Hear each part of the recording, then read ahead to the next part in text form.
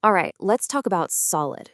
These are the 5 core principles that can honestly change the way you write code, making it way more understandable, flexible, and just easier to live with. If you've ever started a project that was all neat and tidy and a few months later it's a total mess, well, this is basically the blueprint for avoiding that. You know the feeling, right? A project kicks off, everything is clean. But then you add a feature here, a bug fix there, and before you know it, it's this tangled web. Trying to make one tiny change feels like a game of Jenga. You pull out one block, and you're just praying the entire thing doesn't come crashing down. So why does that happen? And more importantly, how do we stop it? Well, the answer isn't some fancy new tool or a secret programming trick. It's much simpler than that. It all comes down to the fundamentals. The quality of your code, its ability to grow and change without breaking, is completely tied to the design principles you follow right from the get-go. Okay, so let's dive right in with the very first letter, S. This stands for the single responsibility principle. And it's all about one simple idea, focus. It's about how we break our code into logical chunks, or as we usually call them, classes or modules. The concept is pretty straightforward. Every class you write should do one thing and one thing only. But the real key to understanding this is that last part, one reason to change. If you sit back and you can think of 2, 3, or 4 totally unrelated reasons why you might have to go in and edit a class, that's a huge red flag that it's doing way too much. And here's a perfect example. On the left, we've got a single user class doing everything. It knows about the user's data, and it knows how to talk to the database. So if you need to change how data is saved, you edit the user class. If you need to change the user's email validation, you also edit the user class. See? 2 different reasons. The good design splits them up.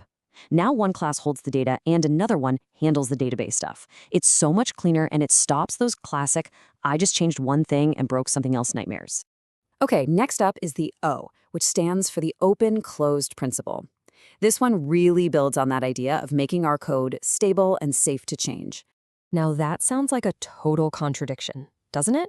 Open for extension, but closed for modification? What it really means is this. You should be able to add new features and functionality without ever having to go back and change your existing working code.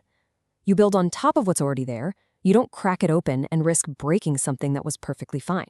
And this example makes it so clear. Let's say you have a payment class that handles credit cards, and it works great. Now your boss says you need to add PayPal. The old way would be to open up that payment class and stuff it with a bunch of if it's PayPal, do this logic. The open-closed way, you just create a new PayPal payment class. You've extended what your system can do, but you never once touched the original battle-tested code. That's how you add value without adding risk.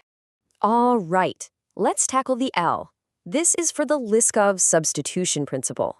This one might sound a little academic, but it's super important for making sure we use inheritance correctly and don't create confusing, buggy code. Okay, to put it simply, if you have a child class, you should be able to swap it in for its parent class anywhere in your code, and nothing should break. The child has to be a perfect substitute for the parent. No surprises, no weird behavior, it should just work.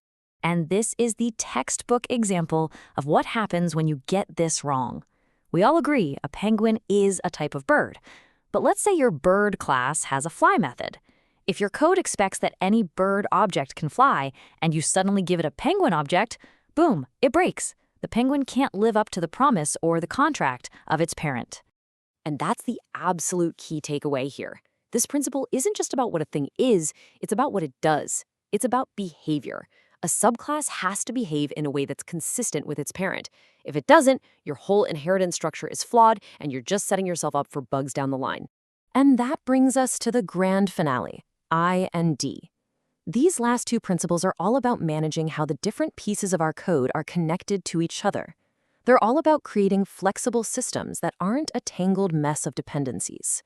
So I is for the interface segregation principle. And this is all about avoiding what we call fat interfaces. Think of an interface as a contract. It's a list of abilities a class promises it has. The problem is when that contract is this huge, bloated document with a ton of promises that most classes can't even keep. This example is perfect.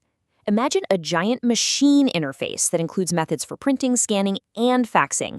Now, what if you just have a simple printer? It's forced to sign a contract saying it can scan and fax, even though it can't. That's just messy. The solution? Break it up.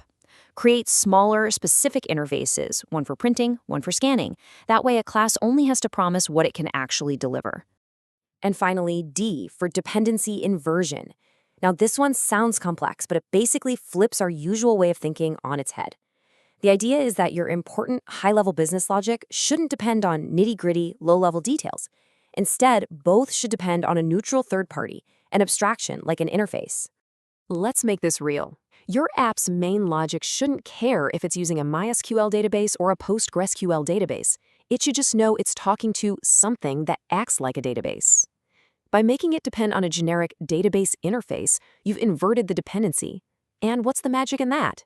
Well, if tomorrow you want to switch from MySQL to something else, you just plug in a new piece that follows that same database contract. Your core logic doesn't change one bit. That's real power. So, we've walked through S, O, L, I, and D.